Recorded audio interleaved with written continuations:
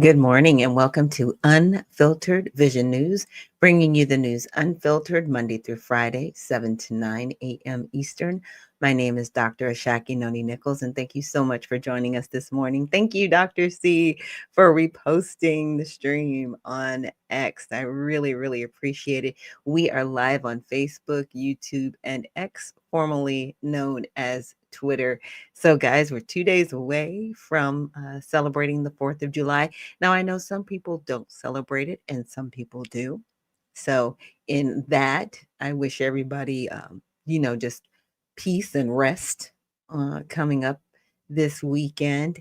And I also wanted to say, and something that I found out was that about 61 years ago to this date, Lyndon B. Johnson signed the Civil Rights Act of 1964 into law, right? It's pretty amazing, mainly because it's been 61 years, you guys. I mean, in our lifetime, we've seen civil rights play out. So I'm in my 50s, right? So this was done 6 years prior to me being born, basically. I'm like, wow, that to me, that's very incredible. Because a lot of times, we think about history and we think about hundreds of years of things happening that affect our lives today. But this was actually done in 60 years ago, roughly. Oh, good morning, Jay Smooth. Thank you so much for joining us. He says, good morning, beautiful Black Americans, hundreds and all the swords and inviting. And thank you, Jay, again for your service to our country. So I just wanted to share this. So it says July 2nd holds significant historical importance in the United States, particularly concerning civil rights. On July 2nd, 1964, President Lyndon B. Johnson signed the Civil Rights Act of 1964 into law, making a pivotal moment in the struggle for racial equality and justice in America. This legislation was a direct response to decades of systemic discrimination and segregation faced by African Americans and other marginalized groups. So I want to change this. It was faced by Black Americans, foundational to this country. This whole African American term actually didn't come around till 1973, 74. So it was afterwards. So I need people to understand that Black Americans in this country were referred to as Negroes. Okay. So this is faced by, I'm going to say, Negroes and other marginalized groups, right? We'll say that. So the Civil Rights Act of 1964 was a sweeping piece of federal legislation that prohibited discrimination on the basis of race, color, religion, sex, or national origin. It ended unequal application of voter registration requirements and barred discrimination in employment, education, and public accommodations. The law was a accumulation of years of activism, protest, and advocacy by civil rights leaders and organizations, including Martin Luther King Jr., the NAACP, the Southern Christian Leadership Conference, and the Student Nonviolent Coordinating Committee. Now, with the NAACP, it has really changed in recent years that we've seen, and it really doesn't support Black Americans. It doesn't. It has melanated individuals within the NAACP, but they are not focused on the Black community because here's the thing: if they were, the Black community would be further along than they are. Reparations wouldn't even be a conversation now, would it? But it is because we have individuals that are melanated within this organization, but they do not represent Negroes, foundational to this country.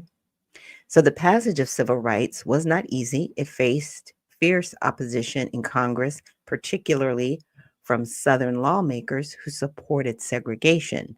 However, after months of debate and political maneuvering, the bill was finally passed with bipartisan support. President Johnson, who took office after the assassination of John F. Kennedy, made civil rights a central part of his administration's agenda and played a key role in securing its passage. The signing of the Civil Rights Act was a transformative movement in American history, setting the stage for further civil rights advancements, including the Voting Rights Act of 1965 and the Fair Housing Act of 1968. It also laid the legal groundwork for further protections for women people with disabilities, and other historical advantaged groups. In addition to its legal impact, the Civil Rights Act of 1964 had a profound symbolic significance. It represented a national commitment to equality and justice, and it inspired further activism and reforms across the country. The law remains one of the most important legislative achievements of the 20th century and is often cited as a model for how democratic societies can address systemic injustice through legal and political means. July 2nd is therefore commemorated as a Civil Rights Day remembrance, honoring the courage of those who fought for equality and reminding future generations of the ongoing need to protect and expand civil rights for all Americans. Yes, civil rights is good, I would say, when utilized properly, because there have been other people who have, in my opinion, co-opted civil rights to use it for selfish gain, right? And not really looking at how it came about and the why, you know. So definitely grateful for its impact. And as you can see, they've got a picture of Rosa Parks here and some other pictures of people marching peacefully. Now, this is a peaceful protest. This is how impact is made. The protests that we see today are not protests. It is civil unrest. They are riots. They are people who are disrespectful to law enforcement, thinking that they are fighting for people, and you're not. You're fighting against the federal government actually trying to protect you, but you've been fed a lie. And so we now, unfortunately, have something like mob rule, right? You're not marching for civil rights. I just need to make that distinction since we are talking about, you know, looking at civil rights today, remembering it. The people that are outside right now protesting, they are not protesting for civil rights. They are causing civil unrest in our communities that are most vulnerable and making it look like a third world country. Saying they had to bring out the National Guard because you have no respect for law enforcement. Law enforcement needs to be protected.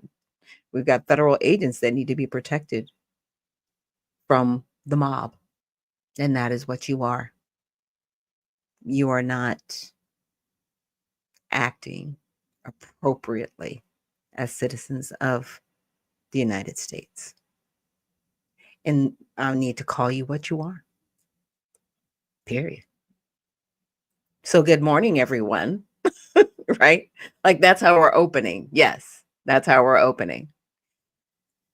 Here we go. So interesting. UPenn, which is the University of Pennsylvania, agrees to ban transgender athletes following Title IX violations. Now, see, there are individuals that will call this civil rights. This has nothing to do with civil rights. And they will say, well, because, transgenders and it's, the sex of the person and you can't discriminate. Look, a man is not a woman is not a man. It will never be. Men should not be competing with women. Now, if these athletes that identify as such, they should have their own lane. Just like women have their own lane, men have their own lane. they need to have their own lane, period. And they should not be competing against women, period. So, the University of Pennsylvania has reached an agreement with the Trump administration to strip transgender swimmer Leah Thomas of this individual's titles, to ban transgender athletes from women's sports after findings that the university violated Title IX provisions. So here are the details. UPenn has agreed to apologize for the Title IX violations and will also restore titles, records, and recognitions misappropriated by male athletes allowed to compete in female categories. UPenn is also required to issue a public statement committing to biology-based definitions of sex under Title IX, ban male athletes from women's sports and facilities, and send apology letters to affected female swimmers. That is awesome. Huge win for Riley Gaines. Thank you so much for standing up, because you suffered a lot as well as your teammates in regards to this particular individual. So Thomas competed in the 21-22 swimming season and became the first openly transgender athlete to win an NCAA Division I title, taking first place in the 500-yard freestyle. In February, Trump signed an executive order banning trans athletes from participating in women's sports at public schools and threatened to remove federal funding from schools that didn't comply. And this is how the media covered it. The New York Post, that leans right bias, framed the decision as UPenn bowing to pressure from the Trump administration and emphasized the positive response from athletes who were impacted by the inclusion of trans athletes in women's sports. ESPN, that leans left, highlighted the broader implications of the decision and included quotes from Penn President J. Larry Jameson. And Forbes, that center, listed the actions UPenn must take and also highlighted arguments made by Thomas in response to the decision. Look, what, yeah, they have to take these decisions. Men are not women, and men should never be allowed in women's sports. If a female had the amount of testosterone found in a male body, they would never be allowed to compete again, ever. So just on that basis alone, men should not be allowed to compete in women's sports. They're men, period. And apparently this is a man who couldn't compete with other men. That's why he's competing against women. You need to get in your own lane, sir. Mr. Thomas, you need to compete with the men because you are a man. And it's okay. I mean, if you lose, you lose. But, you need to fight to get better. Period. It's just how it is. That is just how it is. And it's, like I said, it's very interesting because we don't see these individuals trying to make their own lane. They're not. They're just still trying to compete with women. Like, bro, no. You're a guy. This is a male who should never be allowed to compete with females. And like I said, these women were subjected to being in a locker room with this person and had to change in front of them and were told that they were being bigots if they didn't. So to all the parents out there that supported this nonsense, and the teachers and anybody else that demonized these young women and bullied them, you need to apologize to them, along with UPenn, along with them, because the damage that you did, it's not gonna go away slowly, fast. It's gonna take some time for these young women to recover from. I'm sure they still are. But you subjected them to something they should have never been subjected to. it happened and it's unfortunate. Oh, thank you so much, Fireburst, for reposting the stream on X. And if you're on YouTube or Facebook or X, please repost the stream. I definitely appreciate it. We're just talking about the top stories right now. And so Musk opposes Trump's bill and threatens to form a new political party. And that's fine. Hey, Elon, if you're looking for a new political party, I've got the Redemption Party. Definitely check us out, usaredemptionparty.com. So anybody else that knows Elon, reach out. Maybe we can collaborate, and he can support the Redemption Party, which is doing great work. Now, I know that Elon is upset with what's happening in politics, and it's unfortunate. This is the face of our politics. This is where we are at politically. It's just sad facts, but real facts. So it says President Trump and Tesla CEO Elon Musk have renewed their public dispute over Musk's opposition of Trump's big, beautiful bill, with Musk suggesting he might form a new political party if the bill passes. Excuse me one second. Says the details, the bill, which includes increased spending on border security, defense, and energy production, has drawn criticism from Musk due to concerns about adding to the U.S. national debt. Musk threatened to fund primary challengers against every Republican who supported the bill and floated the creation of his own political movement to challenge Republicans and Democrats. Trump responded by suggesting the Department of Government Efficiency, an agency Musk helped establish, might investigate Musk's businesses, and reportedly threatened to look into Musk's immigration status and the possibility of deportation.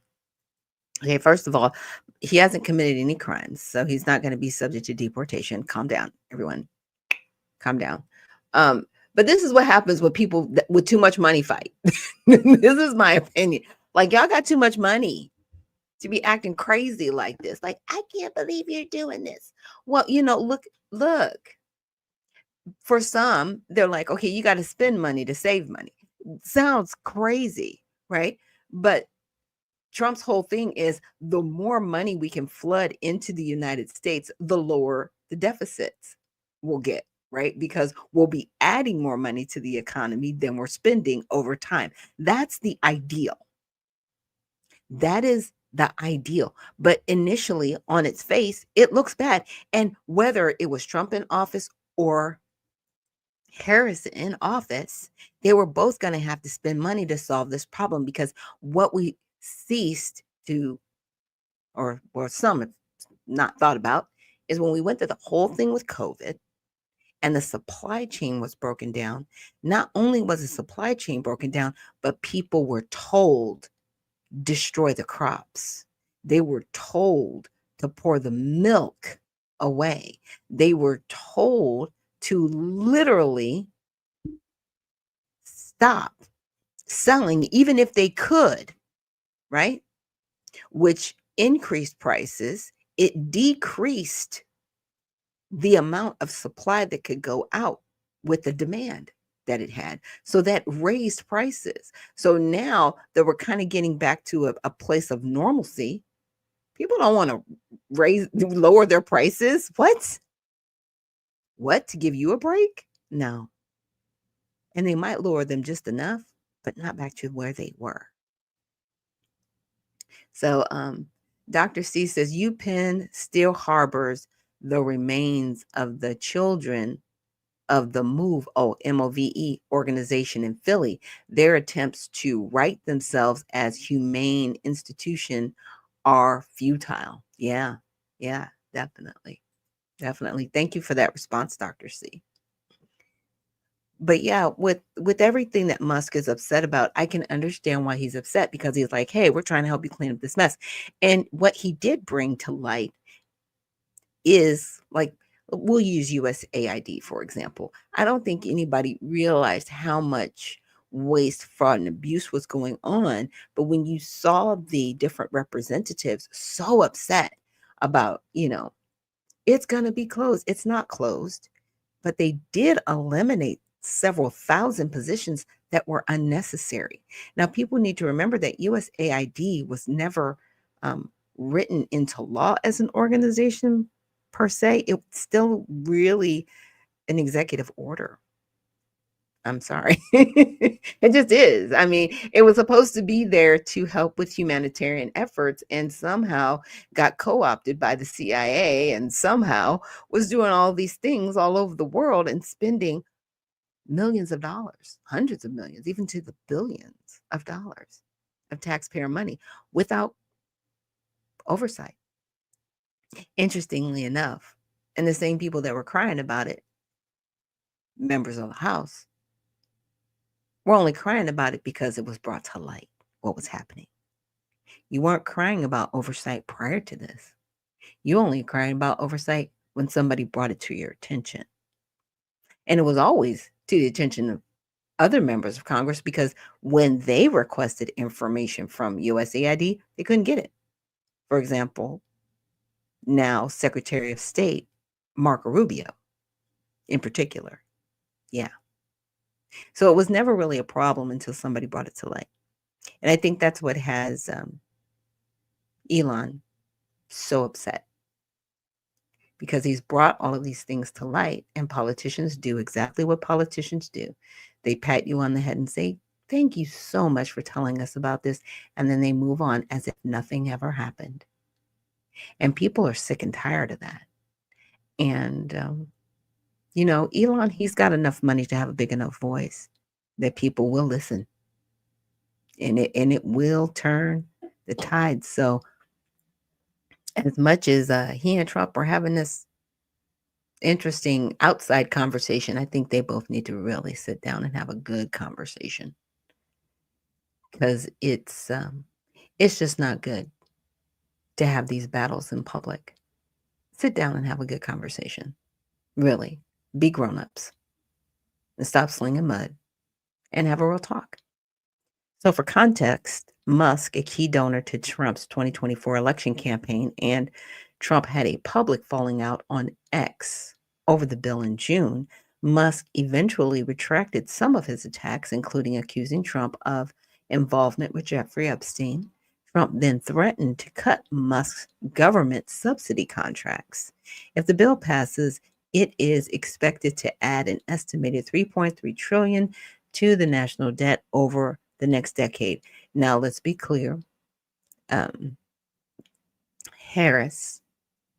was about the same because, again, they are trying to inject money into the American public to bring down the deficit because you inject it, you spend, and the whole point was, okay, we'll lower it, right? But the other part that Trump is also looking at is mostly, lowering regulations, also removing people from the country that shouldn't be here, also giving those businesses that were lowering the regulations, building up those businesses here in the United States. I think there's like over 500 billion in new businesses that should be starting here in the next couple of years. So does it stink to add to the deficit? It absolutely does. But I understand why they're doing it. The challenge and the focus becomes not to let it get more out of hand, but to actually lower the deficit, period. So this is how the media covered it. Fox News, which is right biased, focused on the dismissal of Musk's criticism by House Majority Leader Steve Scalise and emphasized the potential job creation the bill could bring. Time, which leans left, highlighted Musk's threat to form a new political party and his criticism of Republicans who support the bill, including support for primary challengers against them. The BBC News Center shared the public disagreement between Musk and Trump, underlining Trump's suggestion that Doge could be used to cut subsidies to Musk's companies. Again, they need to sit down and talk and stop having these outside disagreements. They're distracting. They really, really, really are. So with that, we're going to take a quick break. And then when we come back, we're going to get into understanding what no-go zones are and, how they could affect us here in the United States. So thank you so much for joining us here on Unfiltered Vision News on our Women in Wellness Wednesday. And it's definitely going to be an open mic day. So stay tuned. Thanks for joining us.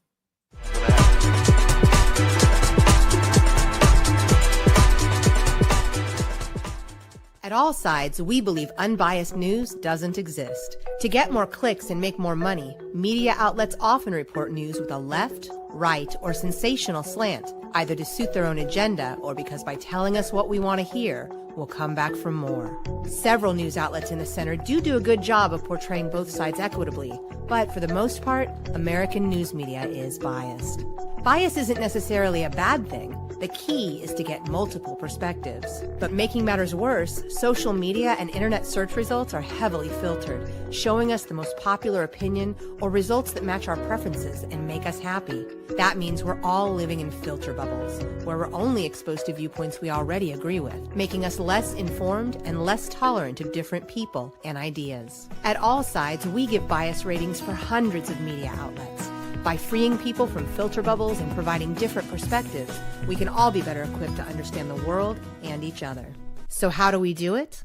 All Sides has created a patented, fair, transparent process to rate the media bias of hundreds of news outlets and writers. We assess each media source and rate them as far left, lean left, center, lean right, or far right, allowing you to quickly identify different perspectives. All Sides is constantly evolving our media bias engine. The more you participate, the better our ratings will be, and the better our news coverage will be. Go to allsides.com to get involved.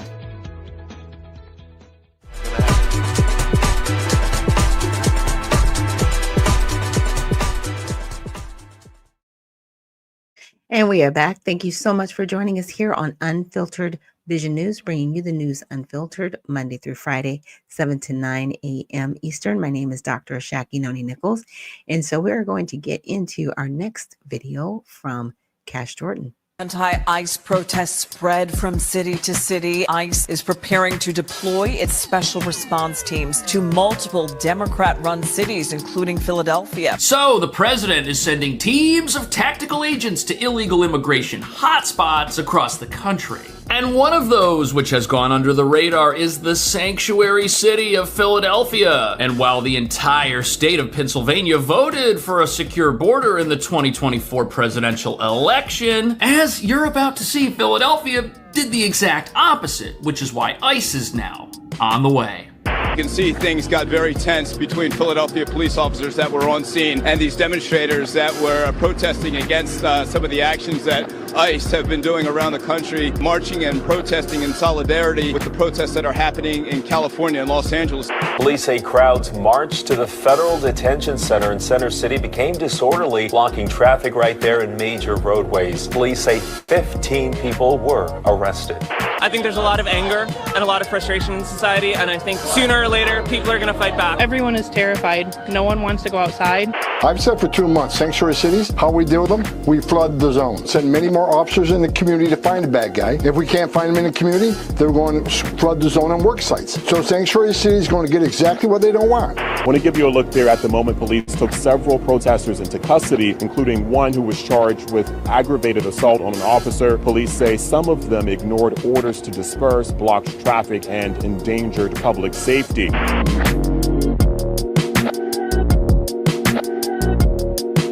So these tactical units have the open borders crowd totally furious because they see these as some sort of military occupation. But what none of these people will admit is that ICE wouldn't be sending armored vehicles and troops to cities like Philadelphia if there weren't a good reason for it. And with aggressive protesters rising up here just as they have in Los Angeles and in New York, local police sure have their hands full, and they don't have the resources to control mobs of aggressive activists who will stop at nothing to shut down what they believe is the ongoing fall of our once great and free country, which these protesters fail to realize will cease from being a country the moment it ceases to have a border or enforce its laws. But sadly for Philadelphia, which is one of the few sanctuary cities in states that voted for President Trump, these activists believe that not enforcing immigration law makes America stronger, and they think freedom and liberty are totally compatible with the tens of thousands charged by Mexican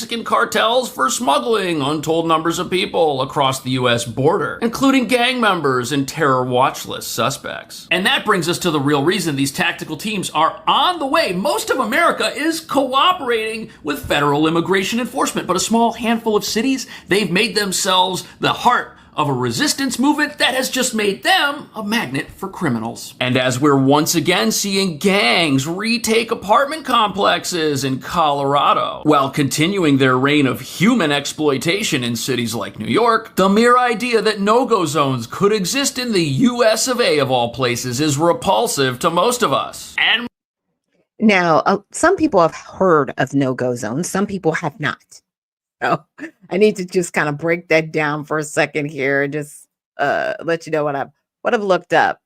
Okay, so let me make sure my screen is where you guys can see it. Those that are looking in, those of you listening in, I will read just what no-go zones are. No-go zones, I'm sorry. So the origin of no-go zones, it was actually used in the military in the 60s and 70s, 1960s and 70s. The term no-go area was first widely used during military conflicts.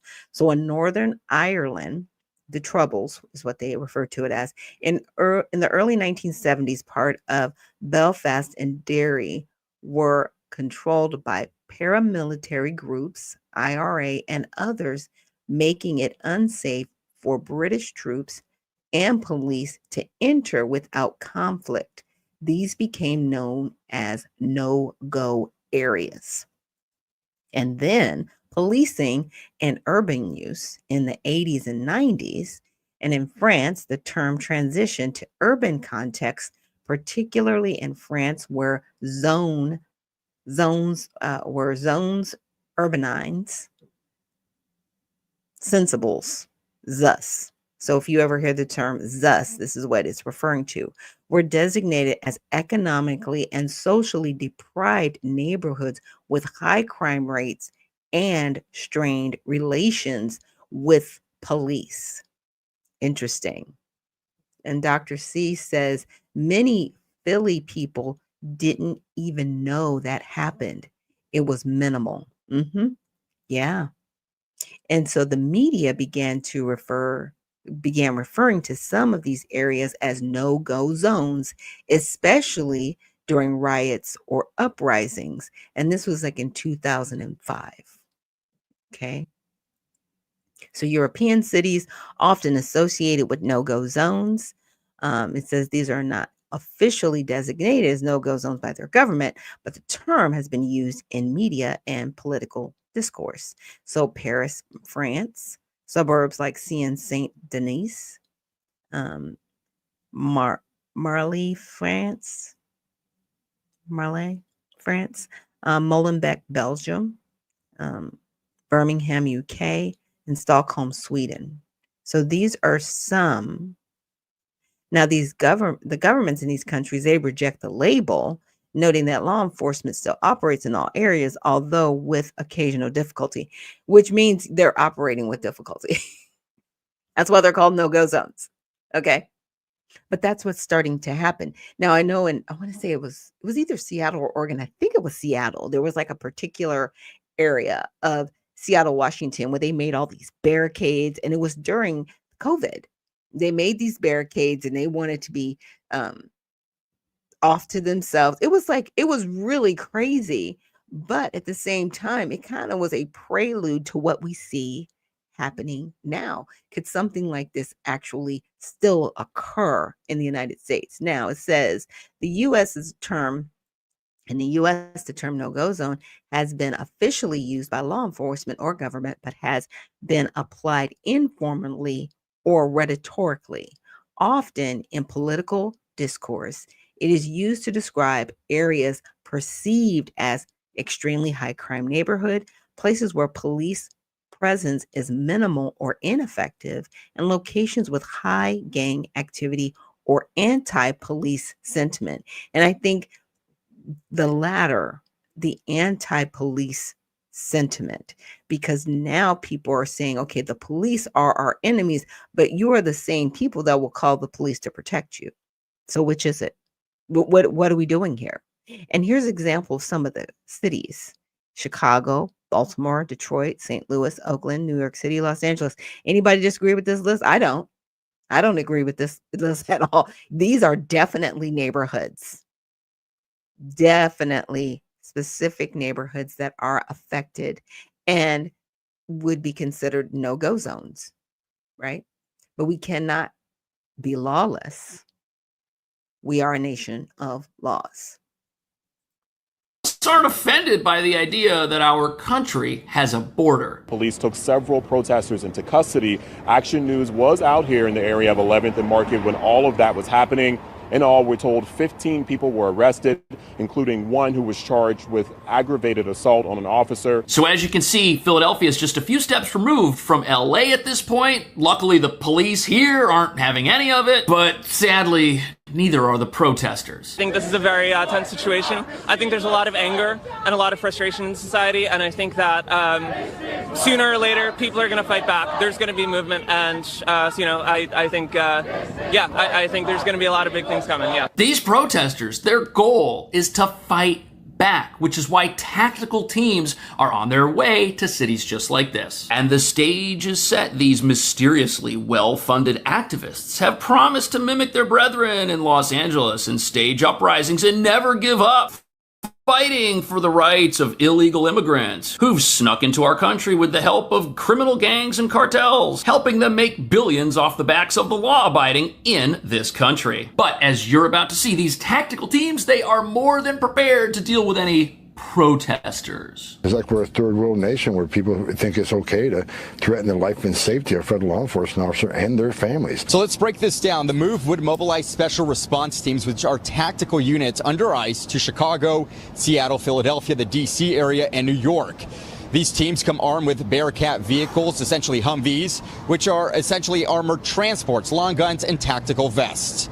Now, they were most recently used in L.A. as those protests were beginning. Today, the Illinois Coalition for Immigrant and Refugee Rights spoke to me about their concerns of having these crews in town. Partially, they feel it only furthers and helps to escalate tensions and potentially lead to what we've been seeing in L.A. So you have to have this militarized, well-armed force if you want to protect officers who are going into an area where these protesters think it's their right to put their hands on police and shake them up to try and get their message across. That's ridiculous. And if law enforcement has a job to do, they're going to do it, and they sure can't let lawlessness stop them. Because if that happens, places like Philadelphia will just attract more and more criminals and will turn into complete no-go zones. Think about that. These sanctuary cities, if you're a criminal in America with an immigration violation, these are your best chance at staying here for as long as possible. The local population, they're sympathetic towards your plight because they don't understand what it does to our country. They also don't care if you're a gang member hiding in plain sight or that you're here illegally, because to them, that just makes you a victim of the worst country ever, America. Immigration status. Just take a look right behind me at this crowd. It's been growing for the last couple hours. We're right outside of the detention center here in Philadelphia. Now, things have been feeling intense for the immigrant community in our city, especially in South Philly today. Now, take a look at this video that was shared on a public Facebook page and made its rounds on social media. It shows a man being arrested by agents wearing DEA vests. This was reportedly happened on 7th and Snyder this morning around 7 a.m. The DEA said that this was an assisted arrest with the ERO. That is the Enforcement Removal Operations, which is a subsection of ICE. We have spoken with a DEA representative, and we're still working on confirming the identity of that man and whether he had a warrant out for his arrest. Now, let's understand the DEA is different from the ERO, different from ICE. DEA is dealing with drug enforcement. So apparently somebody was involved with criminal activity dealing with drugs. That's why the DEA was there. Okay. But now, these organizations may have to work in concert because this particular person might have been involved with drug dealing along with being here illegally. So that it's twofold. And understand, if the ERO was there, which is the enforcement removal, it's because somebody was supposed to leave our country and they didn't. That's why they're there.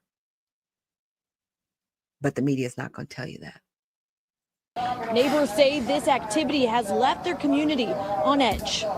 So everyone protesting at this ICE facility, they really believe that multiple federal agencies are combining forces to arrest one specific person who may not have done anything wrong. They really think ICE and the DEA are out there picking people up off the streets for no reason. But ask yourself, why on earth is something like this happening? Was this really just a random arrest of somebody that just so happened to be here illegally? Or were they going after one of the people listed on the ICE website who are very dangerous, very bad, and have criminal records so long and horrendous, even being around these people is a risk for you and your family? And remember, as the rest of America cooperates and helps federal law enforcement do its job, these criminals, where are they gonna go? They're gonna hide out in places where they know they're protected. I want them to focus on the cities, because the cities are where you really have what's called sanctuary cities, and that's where the people are. I look at New York, I look at Chicago. Biden allowed 21 million people to come into our country. People from gangs, people from jails. They emptied their jails out into the U.S.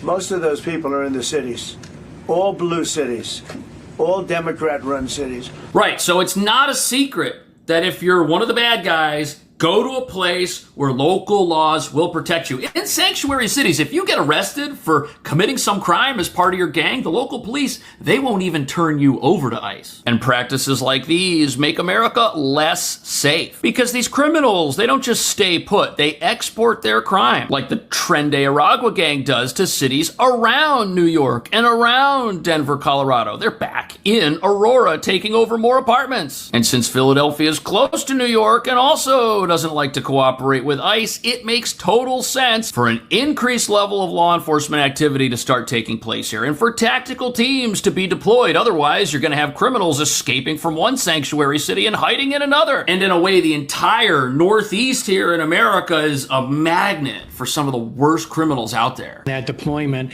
the courts will sort that out, but don't have any illusions about this. I mean, the president can flood the zone with federal personnel. They may or may not be guardsmen, but there's a rather large federal government that enforces federal law. And you just had Democratic leaders, including one who said, look, the federal government just has to retreat from Los Angeles and other cities, and peace can be restored.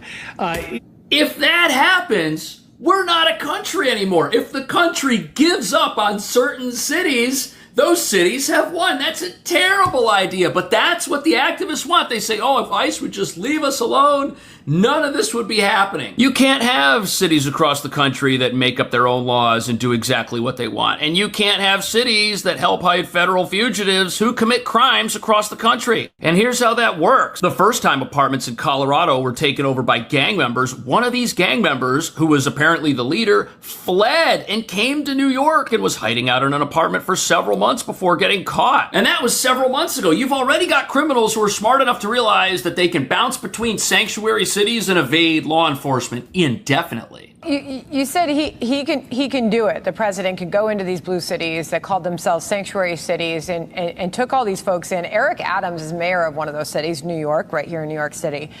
And here he shares his thoughts on where Democrats stand on this issue. Listen. The overwhelming number of Democrats in this city, they believe with me that 79% stated that if you commit a crime and you are undocumented after you serve your time, you should be deported. 79%. They believe in me in supporting our police. They believe in pro-business. They believe in not having a revolving door criminal justice system. If that's the case, the president has support, at least in this city, for his efforts. Well, what's interesting is that... So the president's going to have support for this everywhere, because as the country watches these sanctuary cities implode on themselves with these rioters attacking everything and destroying everything in the name of protecting criminals who shouldn't even be here to begin with, those of us who know this is wrong are going to want it to stop. As most Americans don't want gang members or people actively breaking our laws living amongst them. And these people really believe that when a man is arrested by multiple federal agencies at once, he's done nothing. Nope. He was wrongfully persecuted. This is just getting ridiculous at this point. Frankly, are paying taxes and they're law-abiding, and they've been here for many, many years. And Tom, Governor Newsom, I just want to pull up, he said that this is a plan to incite violence and chaos in blue cities. Is that the plan, Tom? No, it's not. Governor Pritzker is just wrong. Most of them, first of all, they're not law-abiding. They enter the country illegally, which is a crime. Many don't pay taxes. They're paid on the table. Right. So to say the law-abiding is just wrong. Look what President Trump is doing. I've said for 2 months, sanctuary cities, how we deal with them, we flood the zone. If we can't arrest a bad guy in the jail, in the safety and security of jail, which is safer for the officer, safer for the alien, certainly safer for the community, then we're going to flood the zone. We're going to send many more officers in the community to find the bad guy. If we can't find them in the community, they're going to flood the zone on work sites. So sanctuary cities is going to get exactly what they don't want. More officers in the neighborhoods, more officers on work site to find a bad guy. And the thing is, when we find a bad guy, the criminal threat, the public safety threat, many times are with others. Others, they may not be a criminal threat, but in the country legally, we're not telling ICE to walk away from them. ICE is going to uphold the hold they took, and they're going to arrest the non-criminals. So sanctuary cities... You have to do that. If you're... Okay, we have a comment from J. Smooth. He states, Governor Newsom and Mayor Karen Bass are responsible for allowing these illegal immigrants to destroy California. Very true. They pull illegal immigration over, they put illegal immigration over Americans. Absolutely. They absolutely do. And I also wanted to just pull this up really quick. So I wanted to talk to ChatGPT. And we had some select quotes, but I wanted to see, just some of the giving a breakdown of protests and events by city, and some quotes. And so here are some of the breakdowns of the cities. Of course, we know Los Angeles, they had thousands of people that were protesting, and to me, it became civil unrest, and they arrested over 100 people. That's it, out of the thousands of people that were committing crimes. And in San Francisco, about 150 people were arrested and over 3,000 demonstrated. In New York City, there were 24 arrests the following day at Trump Tower, and 86 arrests were made during the protest of the Javadis Federal Building. And they were overthrowing bottles and cones and different things like that. They had a chance at ICE out of New York.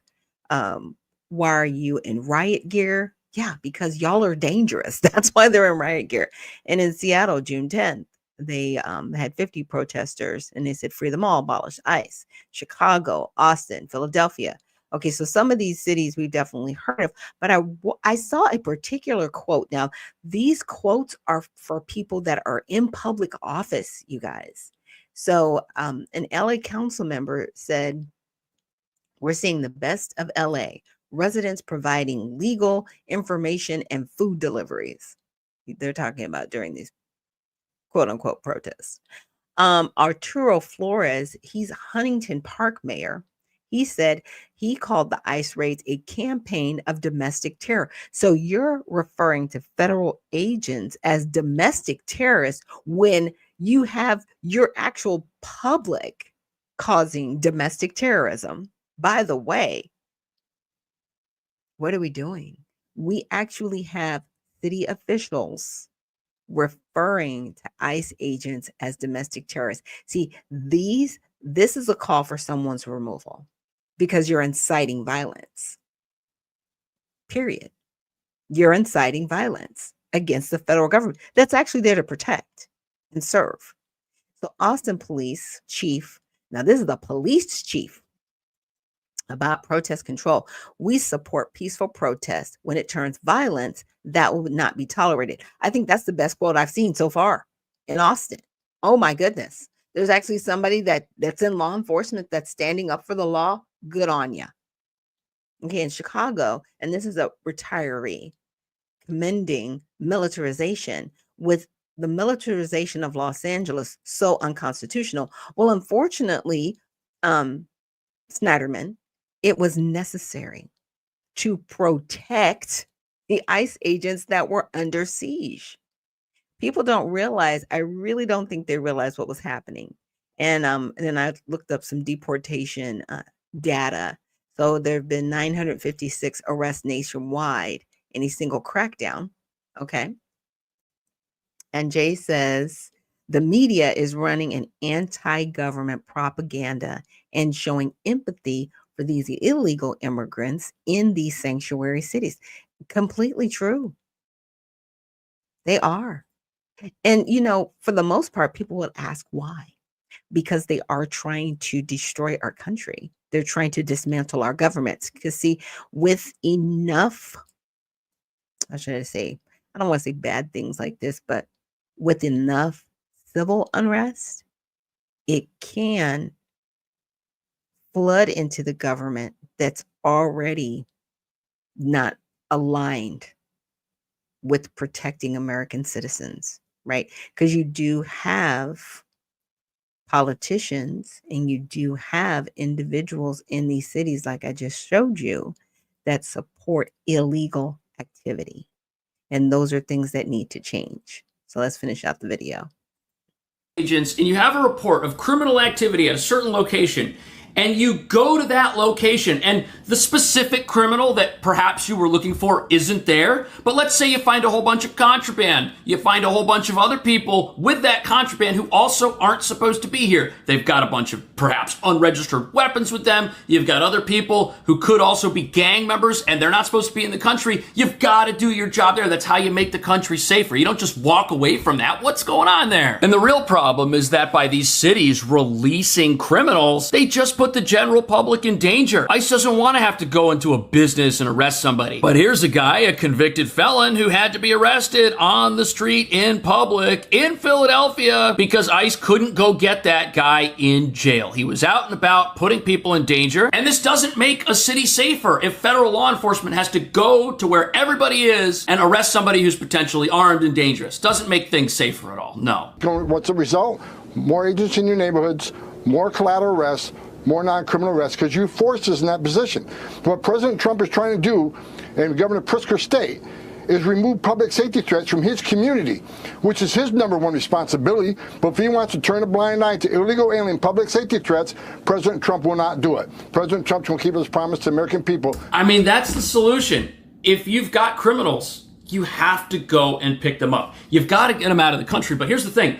ICE operating on public streets in full uniform, in tactical gear, that's not something that the American people are used to. And the hope of those who favor an open border is that as Americans see an Iraq-style occupation taking place in their neighborhoods, that they'll get mad at law enforcement, that we will disown our troops and stop supporting them when they're out there trying to keep us safe. When they're out there looking for people who are so dangerous, they've got to dress up like that. Law enforcement doesn't want to wear tactical gear, but if they go somewhere and their cars are getting pounded on by protesters who are throwing things at them and attacking them every chance they get, and they're out there looking for somebody who's very dangerous, who might try to evade them or might try to harm somebody, they've got no choice. Law enforcement's basically in a no-win situation here, and the media hopes that by showing troops on public streets, they can have us all outraged and wish for this to stop, so that these sanctuary cities can stay the way they are. What do you think about that? Thank you so much for watching. I'll see you in the next video. Yeah, it's very sad. On to the next, you guys. New tonight, some neighbors are dealing with a crisis in their apartment community near Grandview Heights. They called 6 on Your Side for help because they say crime is taking over and hundreds of strangers are too. You know, the amount of ridiculousness that is tolerated in this great nation post the Black Lives Matter riots is off the charts. And every single day we come across stories of absolute ridiculous entitlement, crime that is often described by the media as teen crime, but in reality, this is something that was invited by the population of Columbus, Ohio themselves when they started giving in to these people, when they started conceding to the mob. And a perfect example of this is when they decided to remove their Columbus statue, you know, the statue that represents the person for which the town was named.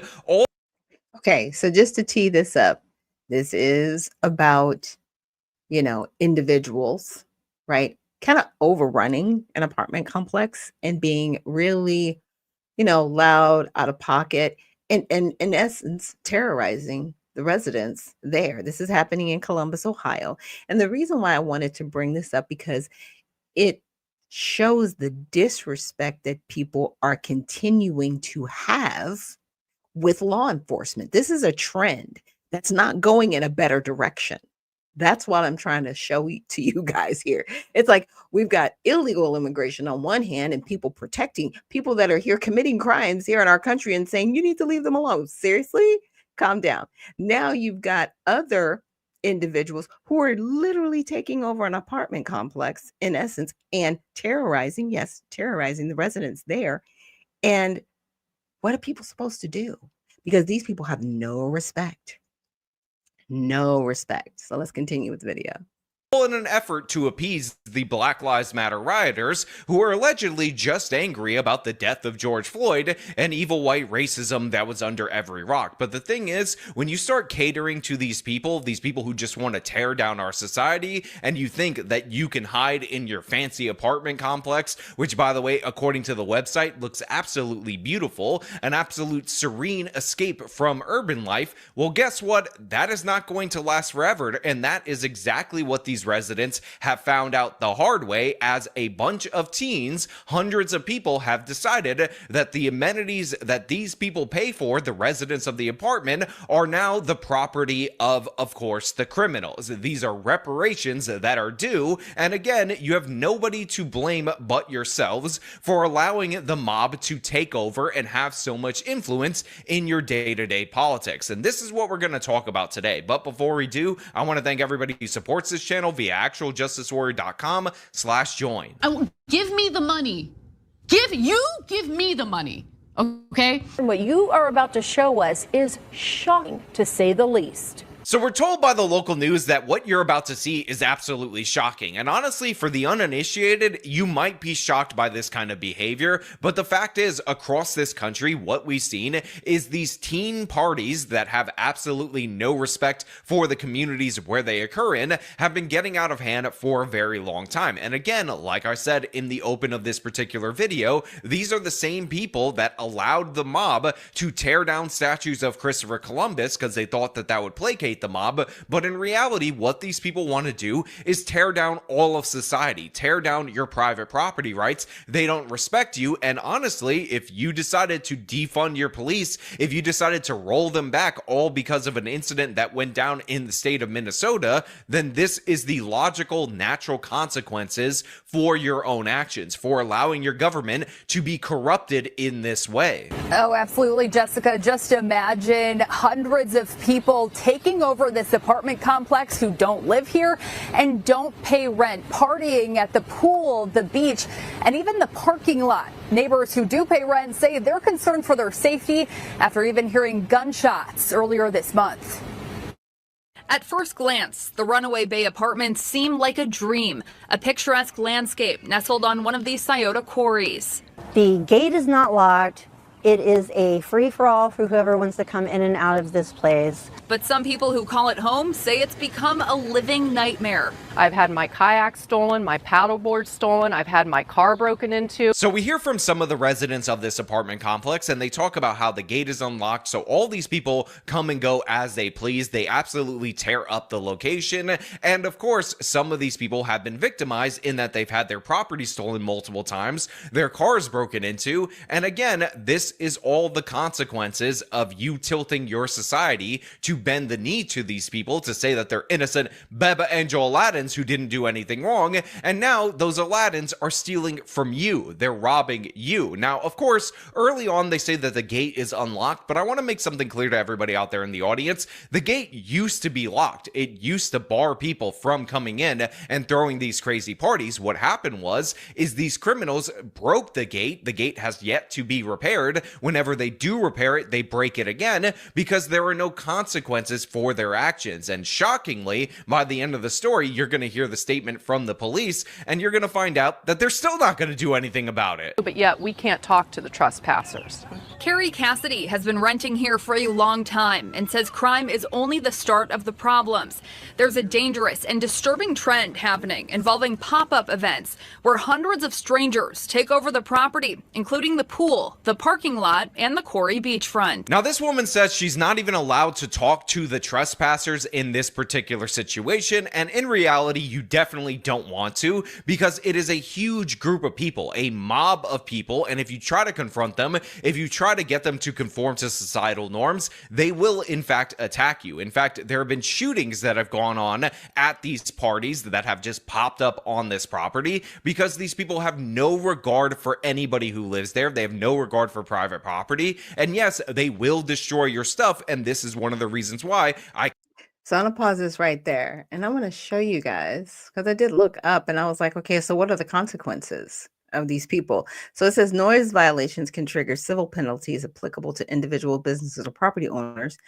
Code compliance officers are use decibel meters to measure noise and impose fines from 500 to 1,000, often more effective than initial police warnings. Repeated failure to secure the appropriate permits can lead to fines or license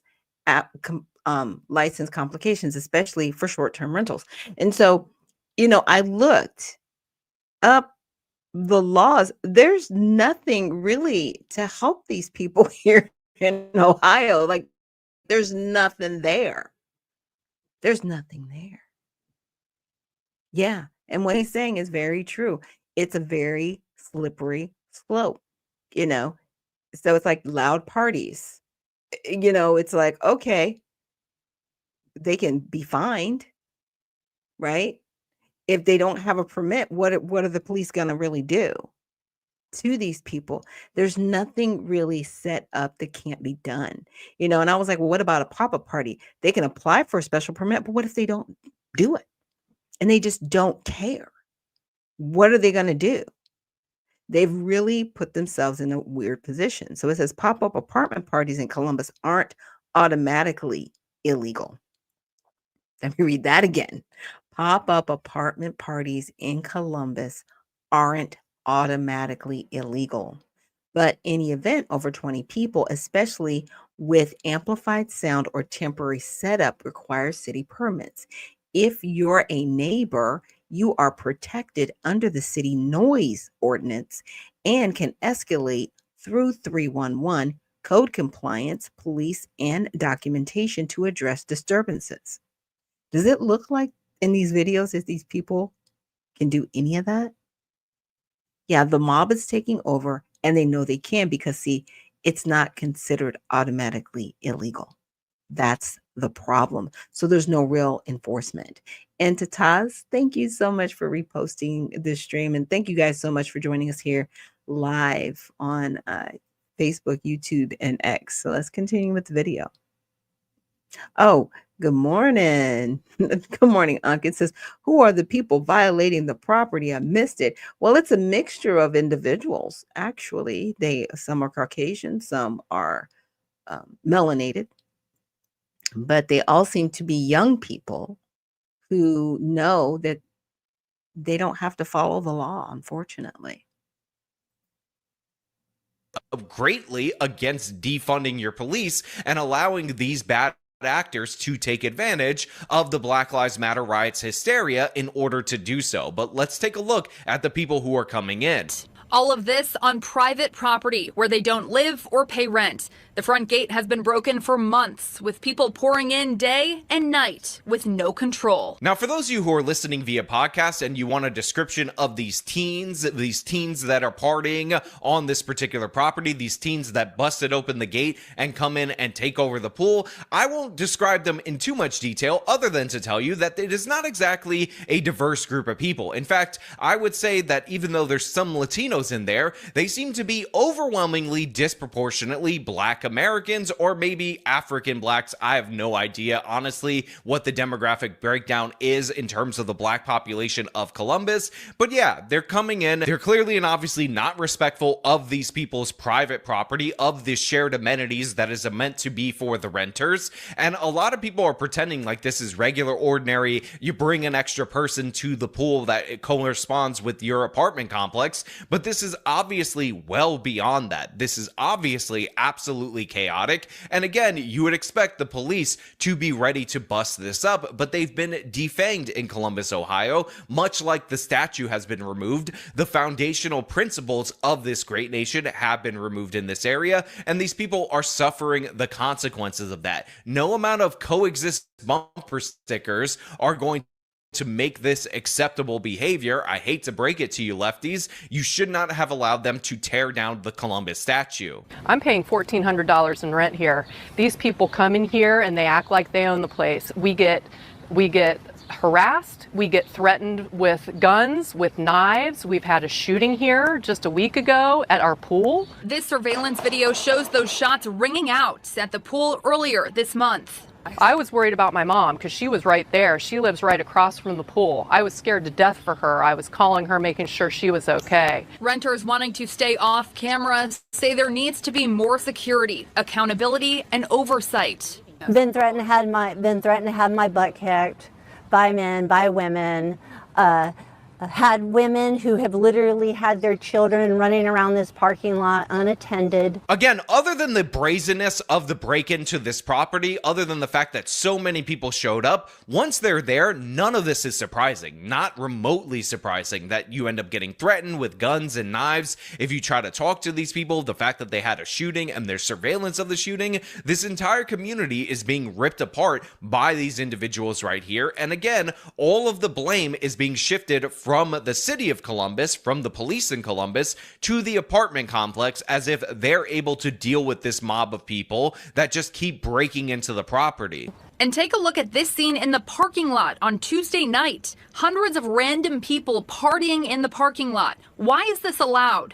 Neighbors say the police, AG's office, and code enforcement claim it's all on the property owners to make things right. So I said this earlier, but I wanted you guys to hear it directly from the local news that the police and the AG and the district attorney are all saying it's on the property owner. The property owner has to fix this. But the fact is, there's no way for a regular, ordinary property management company, no matter how good they are, to get rid of this many people, to stop this many invaders to their property. Obviously, you should have some trespassing laws. Obviously, there are signs that indicate that these people aren't welcome there, but the police aren't doing anything about it. And this is because they have been defanged in this area. This is because they have been cast as the villains post the Black Lives Matter riots. And it might be white supremacists to expect all of these black youths, these black teens, to not shoot up a pool in an apartment complex that they should have no access to because they're not even renters in said apartment complex. And again, imagine actually having to conduct regular business,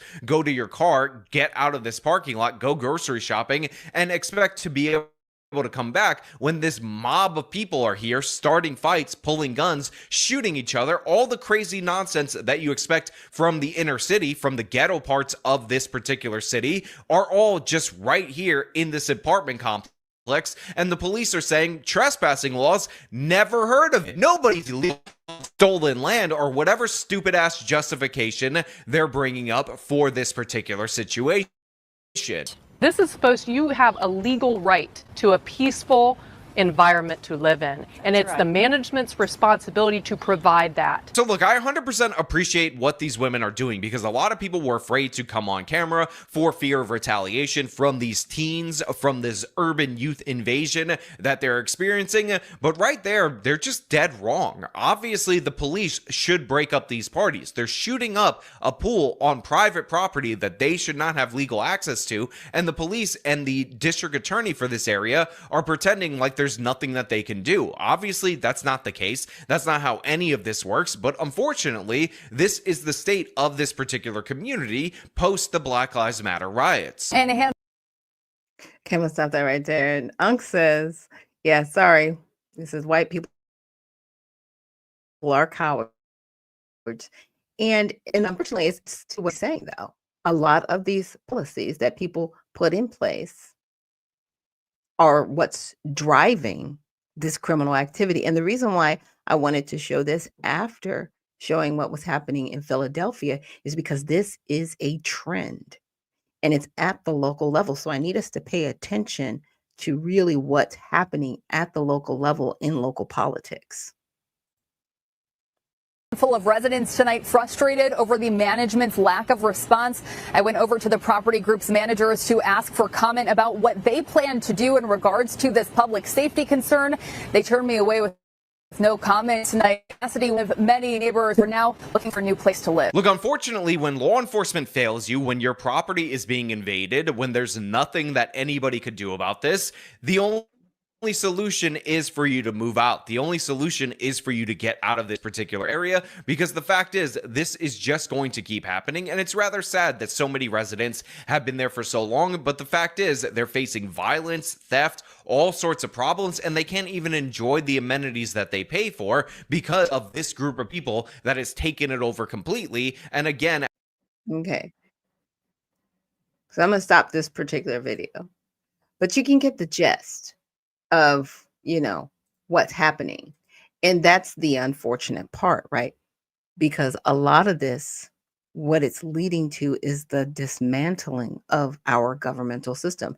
Because what happens next, right? Do you have to bring in the National Guard to an apartment complex to create order? But then what happens after the National Guard leaves? What happens after the police leave? See, that's the problem. We are dealing with an unruly society. Unruly. But prior to, you know, this last election, I'm not saying we didn't have problems. We had problems, but they were a lot more manageable. But now you have a lot of progressives in these cities that have taken over, and the cities are getting worse. It's getting worse. So with that, we're going to take a quick break. And when we come back, we're going to, you know, just look at why there are certain things in government that just don't work, no matter how much somebody wants it to work. So we'll see you guys on the other side.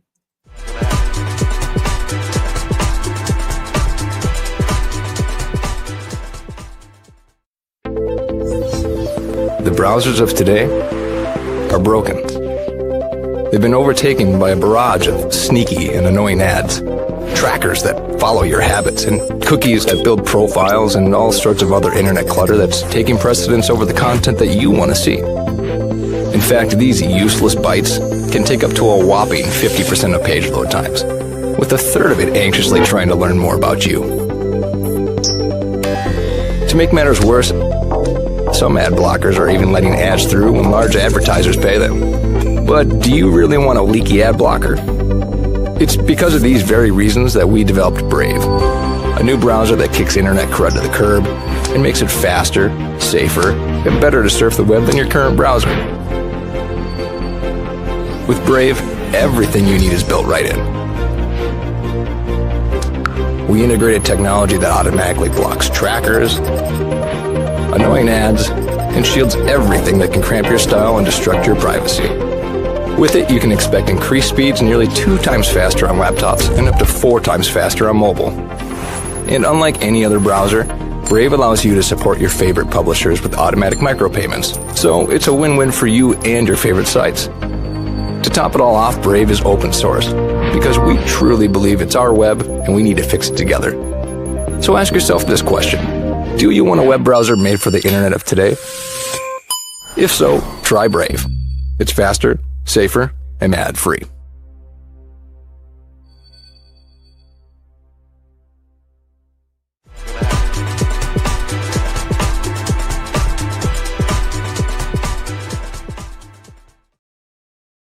And thank you so much for joining us here on Unfiltered Vision News, bringing you the news unfiltered Monday through Friday, 7 to 9 a.m. Eastern.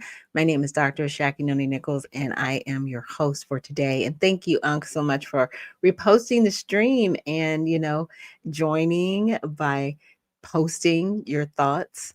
And definitely it is open mic Women in Wellness Wednesday. So any women out there that would like to join me on the show live from now up until the top of the hour, you are definitely welcome to join. Just let me know and I will send you the link via direct message. Now, just know I can't communicate with people via this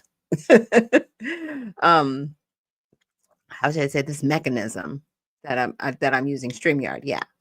StreamYard only really allows me to interact with people. I can see your post from YouTube and X. I don't think I've gotten anything from Facebook, but I can't communicate with you through the app, through this program. So if you see me picking up my phone, that's why. But yes, women, definitely join me today. And now we're going to transition because I want to show why socialism doesn't work. It just doesn't work. And of course, I am talking about the candidate for mayor of New York City.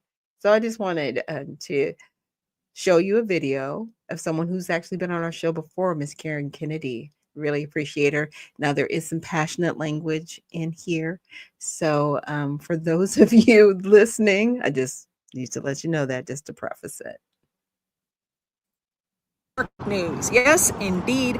With the Zohran Mamdani clinching the primary last week, there are more problems that are developing in New York.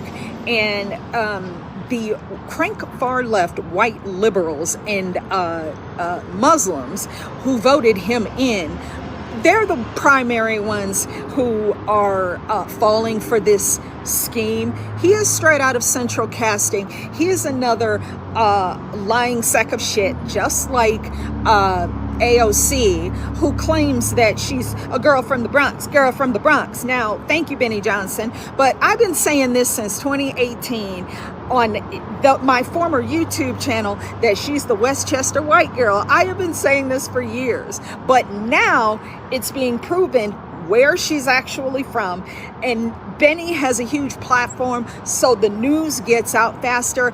Good. I hope she does not have a chance in 2026. Anyway, back to Zohran Mamdani and the panic that he is causing in the New York housing market. Yes, indeed, of course. You think when you've got a socialist communist running around talking about what he's going to do with taking all of this extra money from the top 1% to feed and house all of the dregs of society, that people are going to just sit there and take it while you steal all their money? Nah, cuz that's not how this works. So Ryan Serhant, who is a real estate broker, top real estate broker in New York, by the way. I used to watch his Netflix show called Owning Manhattan. Really good show. Ryan Serhant deals with multi-million dollar, high dollar deals, billion-dollar deals, and he has sounded the alarm on an interview he did recently. Right after the primary, when Mamdani was so-called elected, Ryan Serhant started to get call after call after call after email after call after social media posts. I mean, his phone has been blowing up, and he says that, he's gonna start helping people relocate from New York to Florida, because of course the New Yorkers, when it gets too hot in New York because of the Democrat socialist communist policies, the first thing these bastards do is go to a free red state where nobody does that shit. So of course he's getting, just people are backing out of multi-million-dollar deals. This Zoran Mamdani is starting to cost real estate brokers like Ryan Serhant a lot of money. And see, you start messing with folk wallet and things don't always go well for you. So I don't know about this. People are projecting him to win only because he's got so much support from these crank-far leftist, useless, credential class assholes who never suffer from the policies that they support. But I think more is going to be done between now and the general. Y'all better vote the devil you know. You got another chance with Eric Adams. I mean, he ain't the best. He was facilitating all these illegals showing up in New York and getting all that money from the federal government under Biden. But then when he got hip to the game, he was like, you know what? I'm out, bro. That's when they tried to indict him on some, oh, you're getting money from Turkey. It's like, what? Y'all all getting money from foreign countries. Are you serious? So here we go with this Zoran Mamdani. He is an Islamist, jihadist, communist from Uganda. He's only been a naturalized citizen for like 6-7 years. He hasn't even been here that long. This is what they do. This is their plan. He is central casting. He is just another Justice Democrats plant like AOC, who comes in here and starts in a small government in the local city. I think he's like a city manager or something. And now he wants to go straight to the top, to running the biggest economy in this country, in New York City. When he believes shit like this, check this out. Where is my, so what he's going to do, I can't find it right now, but I had the article because I like to bring the receipts, but it's him in a video. He's literally telling you what he's going to do. And people are just, what he's going to do is take the, supposedly buy up the real estate, even like empty corporate buildings, properties, and just buy them all up and put his preferred people in there. So you're going to be housed no matter what your neighborhood, no matter what your status, even though you worked hard all of your life to have what you have. He's going to put people in communes. He calls it communes, so that nobody will be unhoused. So a bunch of homeless drug addicts are going to be put into these buildings and into these homes in neighborhoods right next to you and your kids, where you go to work, sleep, and eat. This fool is going to destroy New York. Y'all better vote for Eric Adams and get rid of that clown. He needs to be denaturalized. They got to get rid of this joker. He is nothing but a snake. Okay? President Trump told us that poem a long time ago. You might want to listen to it again. Yeah, so big ups to Karen for sharing that about Mamdani. And I know what the video she's talking about. So that was his interview on MSNBC, where he did talk about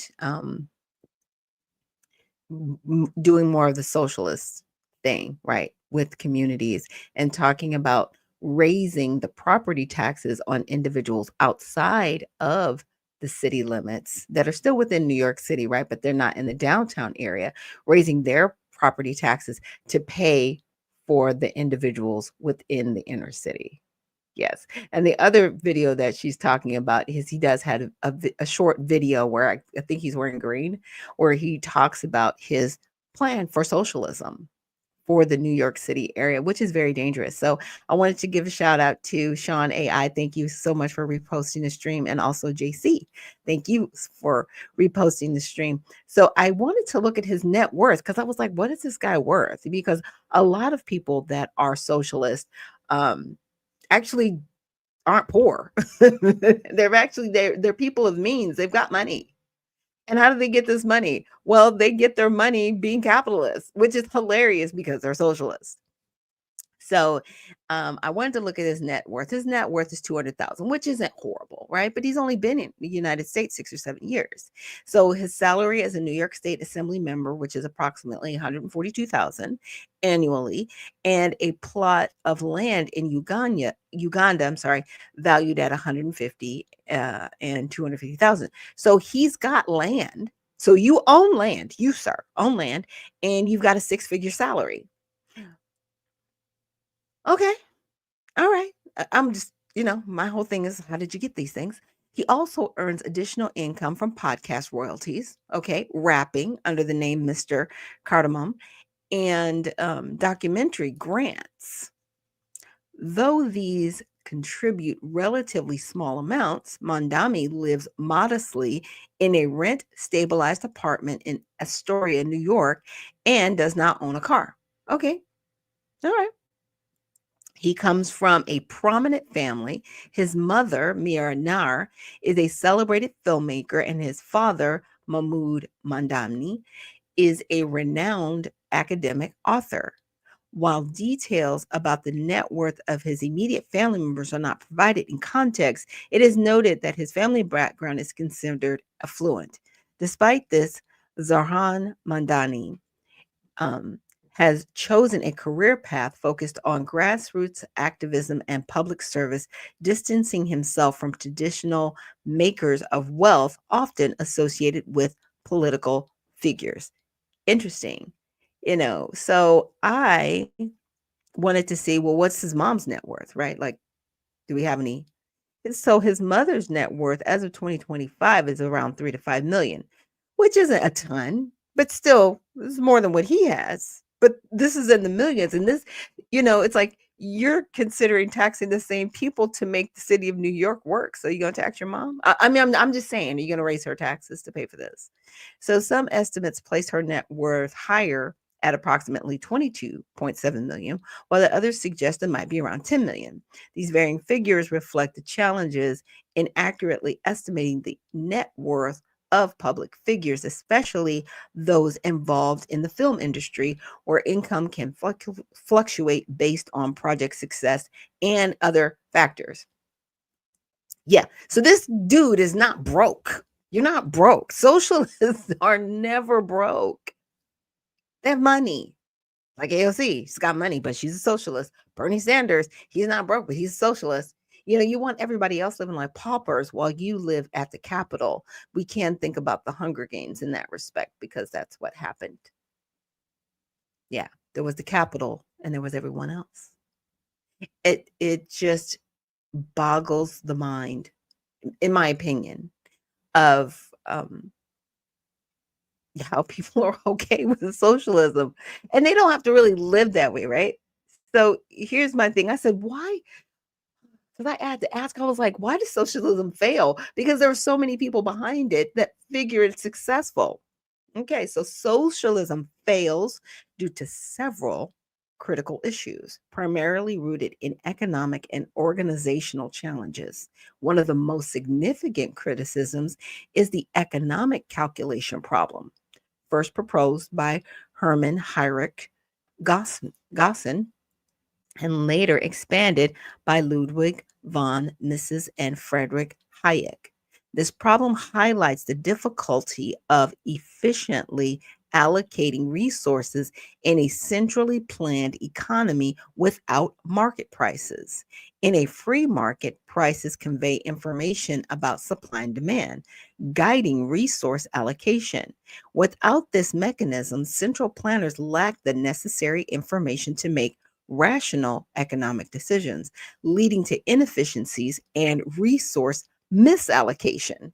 Okay, basically meaning If you don't have it coming from somewhere, what are you going to have to give?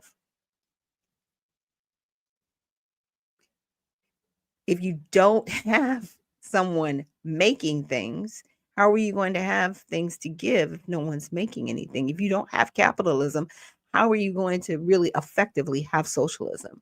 But see, that's what people have been able to do. There's effective capitalism, and they've been able to use that to drive socialism. Because they'll be like, look, we have more than enough. See, we can give everything. No, you can't just give things away. Because when you start giving things away and there's no reciprocity, I should say, it all goes to waste. Socialism does not work. So another issue is the lack of incentives in socialist systems. In capitalist economies, market prices, profit and loss systems, and private property rights create incentives for efficient and innovative economic behavior. In contrast, socialism, especially in its more centralized forms, often dismisses or eliminates these incentives, leading to reduced motivation and reduced motivation for productivity and innovation. Basically, people get lazy and they just want you to give them stuff. They don't want to fish. They just want to be given fish, in short.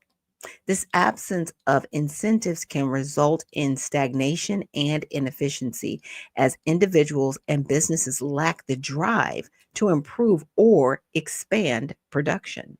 Additionally, the complexity of managing a large-scale economy through central planning is daunting.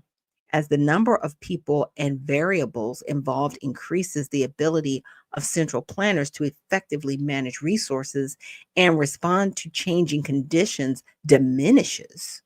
This complexity leads to bureaucratic inefficiencies and a breakdown in the feedback loops necessary for effective decision making.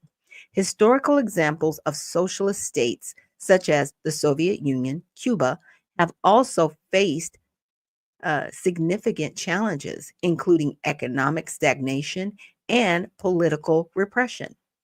Critics argue that these failures are inherent to socialist systems, while supporters often claim that these examples were not true socialism. Nevertheless, the practical difficulties encountered in these states highlight the challenges of implementing socialist principles on a large scale. Lastly, there are philosophical criticisms of socialism, particularly regarding the tension between equality and individual freedom. Some argue that pursuit of equality can lead to coercive measures that undermine personal freedoms and diversity. This perspective suggests that the goals of socialism may conflict with the natural diversity and individuality of human beings. Really? Yeah. Doesn't sound great when it's broken down like that, right? These factors, among others, contribute to the challenges perceived failures of socialism as an economic and political system. So I said, can you give a list of successful socialist countries? Like, is there any success in this? And it says the concept of successful socialist country often depends on the criteria used, such as GDP growth, poverty reduction, social welfare, and economic stability. Some countries have implemented social policies while varying degrees of success, while others have transitioned away from socialism due to economic challenges.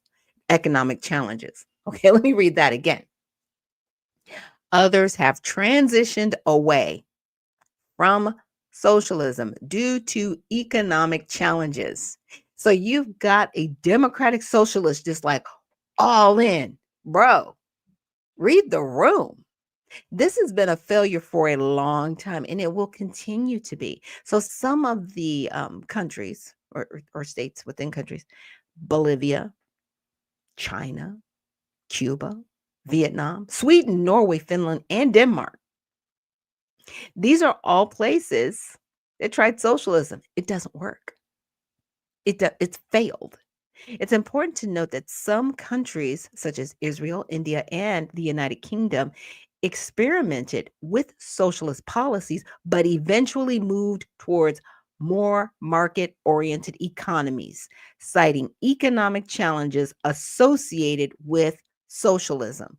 It doesn't work. Wake up. Socialism doesn't work. Now, we do have quasi socialism in America. So I don't want people to be like, yeah, and but it doesn't work. Still, we could not be a complete socialist country. Now, when I say quasi socialism, because our kids do go to school without being charged, right? You don't have to pay tuition for your kids to go to elementary school, but there are property taxes paid by individuals that live around schools, right? Where apartment complexes, they pay a smaller portion of property taxes because it's multi-unit housing, which I think should change. I think they should definitely raise their property taxes, and property taxes should be charged based on if you have children going to school. It should be, whether you're living in an apartment or whether you're living in a house. If you are 65 and you have no children, you should not be paying $4,000 a month in property taxes. That makes no sense. You don't have kids going to school. If we're going to do this the right way, just saying. Because like right now it's quasi.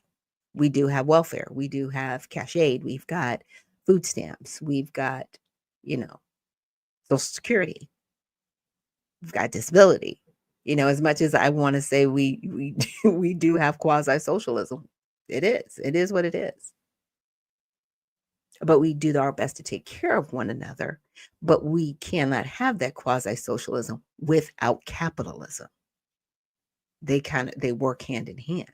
And we saw, unfortunately, in the past few years under the previous administration, where when you bring in more people that are not paying in the system, and some people say, well, undocumented people are paying, but not all of them were paying, but they were taking more out of the system than what was being put in. It was damaging our country, and it still is. So you can't have it lopsided. People have to pay in to what comes out. Now, most American citizens, if you've worked, you've paid into Social Security, you've paid into disability, right? You've paid into your state taxes. So if you were ever, I want to say down in your luck and you needed unemployment, or if you needed cash aid, or if you needed food stamps, should you feel bad? No, you shouldn't, because if you've already paid taxes, you've paid into that system to be able to utilize out of the system. That makes sense. But when you have people coming over here that are not from this country, who are allowed to siphon off of others and not have paid into the country, I mean, what are we doing?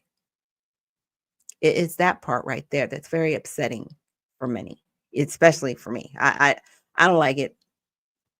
I'm like, nah, I'm just not about it. Now, another area that I wanted to look at, outside of the migrants being arrested, there was an interview with Mr. Mandami, and he mentioned an arrest in New York City. And it says, in recent months, there have been multiple incidents involving the arrest of migrants at Federal Plaza, New York, and federal agents, including those from Immigrations and Customs Enforcement, have conducted operations targeting undocumented immigrants, some of whom were attending routine immigration court hearings or check-ins. These operations have led to the arrest of numerous individuals, including a 20-year-old public student and others who had entered the country in the last 2 years. Well, here's the deal. When those people are arrested, it's because they probably have an outstanding warrant and they were supposed to self-deport and they didn't.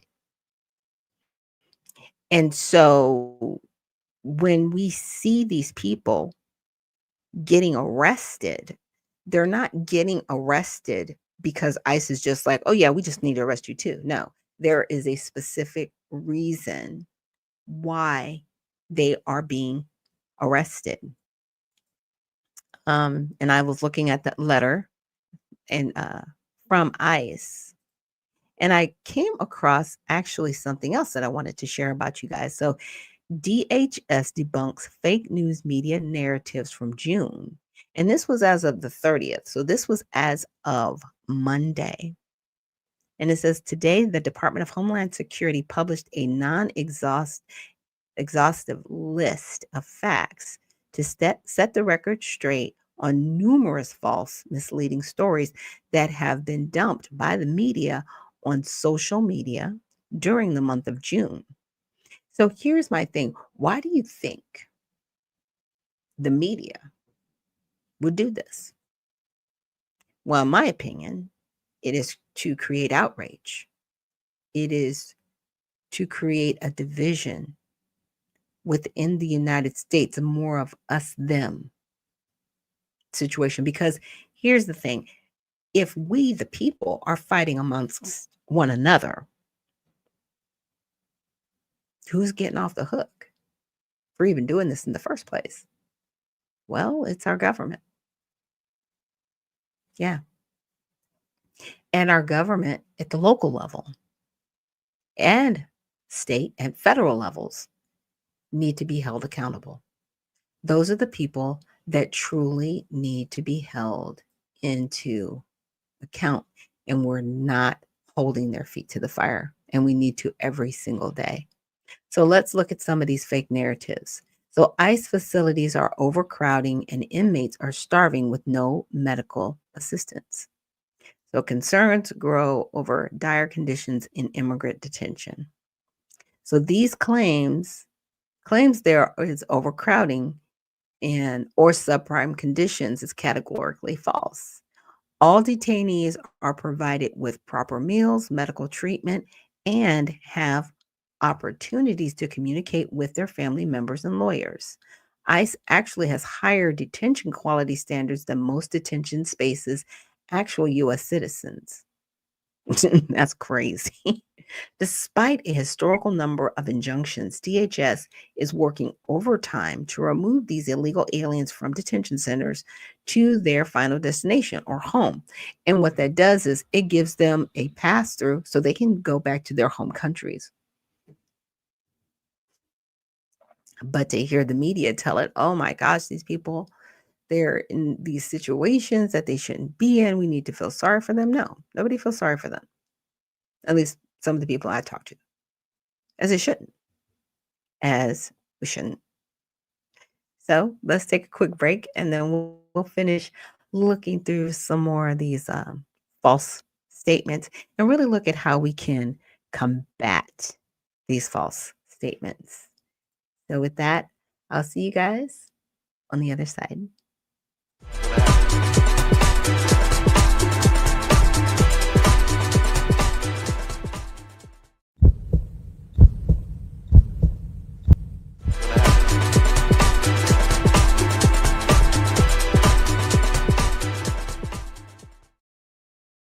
And thank you so much for joining us back here on Unfiltered Vision News, bringing you the news unfiltered Monday through Friday, 7 to 9 a.m. Eastern. My name is Dr. Ashaki Noni Nichols, and thank you so much for joining us here this morning on Unfiltered Vision News. So I do have a guest that's come in. It is Michonne, and she is from New York. So let me bring her to the stage. Okay, let's see. Good morning. Can you hear me okay? Yes, you sound perfectly fine. Good morning. Good morning. I didn't know if I should come on because where I am, everybody's doing construction everywhere you go in New York. Housing and everywhere is just like construction. So you might hear a little banging, but if it's too loud, I just mute out or drop down. But just to forewarn you. You hear it? Did you hear the knocking? I'm sorry. Oh, okay. Not Okay. a problem. Not a problem. Because we're at the like I was at the tail end of the program. So thank you so much for joining. But I didn't know if you got to hear a little bit what I was talking about with socialism and the current Democratic socialist in New York. I wanted to get your thoughts on Mr. Mandani. Mondani. Oh my.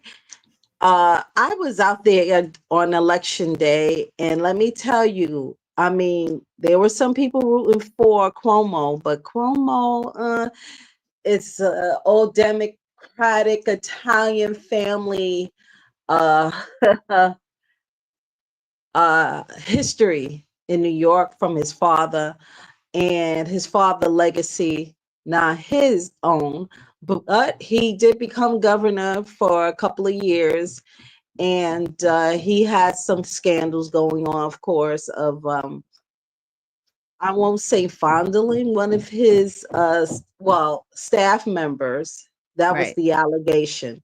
Mhm. So there's some decisions he had made that I was uncomfortable with COVID. Okay. COVID, like when he said that 14-year-olds should be able to go to the clinic and get a shot without their parents' consent. Mhm. So that was a turnoff for me. And a lot of people is not feeling Cuomo. But since Mandami is in the Muslim, and now they have a law where they can pray, where the Christians, well, guess what? We want to pray too loud. And we want everybody to hear us pray to our God.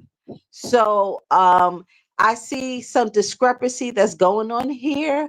I don't know how they're laying out the carpet for this man who is Middle Eastern. And they said he's from Ghana, or not Guyana. Uganda. Uganda, right. Yes. Yes. I apologize for that. No problem. He's from Uganda, and he's definitely a Muslim. And now I notice, since he is somehow the Democratic Party, but you know what? Everything happens for a reason. I'm going to give God the glory, because this is not a mistake. I don't believe it. And some of our politicians and some of our people have crafty minds, and they know how to plan things for a reason. It might look one way, but then it's not the way we think it is. But we are praying people also. Right. So everything happens for a reason. When I saw his people and I saw Cuomo's people and the same old good old boys, Democratic machine politicians, I said to them, I said, Cuomo is not going to win the primary. I told them that. They was like, what? I said, he's not going to win. And I felt it, because I didn't see a lot of people like running to the polls to vote for him. And it just seemed like people were very dissatisfied. But a lot of people are always dissatisfied. Heck, I am dissatisfied right now. So I don't see what he can bring to the table that will benefit us as a people. His socialism, his communism, this is something he said he was going to do. Yes. So he professed it and he confessed it. At least he's out front with his agenda. Yeah. Which Now, is how not do only you? Go ahead. I'm sorry. I wanted to ask you, how do you feel about Al Sharpton?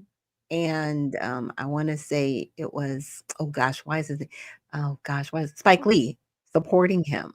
I saw that. Yeah, I thought that was very strange. I did get an invite to go to the National Action Network, because I was, just to let your audience know, I was one of Al Sharpton's cabinet members.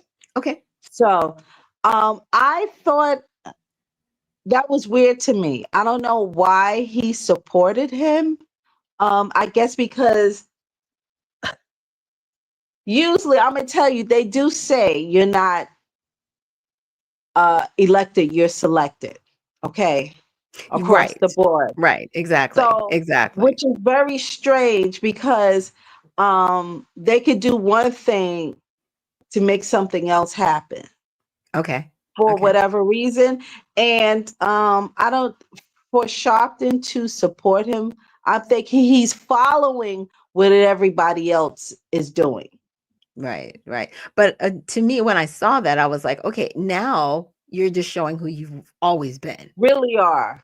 Does that make sense? Yeah. We see you now. Thank you for just, outright knowing that you do support democratic socialism. And I was going over it on the Yeah, show today and just showing like because socialism the doesn't work. people, what I'm hearing from the people, they're not supporting Montgomery. They're like, no way. No way Mm, could he be the mayor of New York City, okay. given his beliefs. Okay. Because there are roughly over a little bit 2 million people that are Islamic in, I guess, in New York City. I guess those were the numbers that Mandami was sharing at a mosque where he was speaking and encouraging Muslims to vote for him. And it's weird Are you because there? I remember Oops, back in the I day, can't hear you. Muslims Oh, weren't taught to be part of the political agenda. That was like against that. That was like blasphemy for Muslims. really? Interesting. Wow. Because I goes, because a lot of people associated Obama with the Muslim Brotherhood, and then later on, after he got out of office, people confirmed it. But while he was in office, people were saying it and they, got kind of derailed on that. But I wanted to know, I know this is kind of like on the spot, but I know I had asked him if you would consider running for mayor yourself. Are you still considering it? Yes, I am. It is a fight, but I decided to stay in the fight. Okay. Yes, Cool. I'm Yay. not going to back down. And I was listening to Dr. Juanita Bynum, and she Okay. says, don't change your confession. And this is something I've always been groomed for many, many years. So this is nothing new for me. I know they could be ruthless, but you just got to be prepared and ready for the battle. And I'm a Christian and I read the word. And so that's my strength. Okay. Okay. All right. Well, definitely the Redemption Party's here to support you and, actually offline and, we'll be working together to, put a campaign together for Michelle. So if you guys are out there listening, in I would say maybe before the end of this month, you will be able to follow her, send donations to her campaign, and really get the word out that there is another independent in the race that is fighting for the freedom of New York City, because New York City and even New York State has been under siege for the past few years, and we've all witnessed it. And unfortunately, so I'm going to let you have last words, and then we're going to close out the space or the stream. Are you there, Michonne? If you are, we can't hear I'm you. here. There you Yes. go. New York City has been under siege, and I witnessed it and I've experienced it, and I want to make some changes. And I have a team of people that we're trying to get together to make changes because we really need that. Not just speak it, but do it and have an actual plan and execute that plan in the benefit for us. And actually make sure we keep reparations and restitutions for Black Americans, freedmen, ADOS, American Descendants of Slaves, FBA. I have to say all the names. Right. That's right. That is a highlight. I want to highlight that $120 trillion lineage base for us. And I speak on it every time in front of everybody I'm in front of to make sure they have that in their mind. Thank you. Okay. And thank you so much for joining us here on Unfiltered Vision News, and to the rest of our audience, everybody who's joined the live stream and reposted the stream. Thank you so much for joining us here today. And we will see you guys tomorrow. And always remember, stay well, stay focused, and stay unfiltered. We'll see you soon.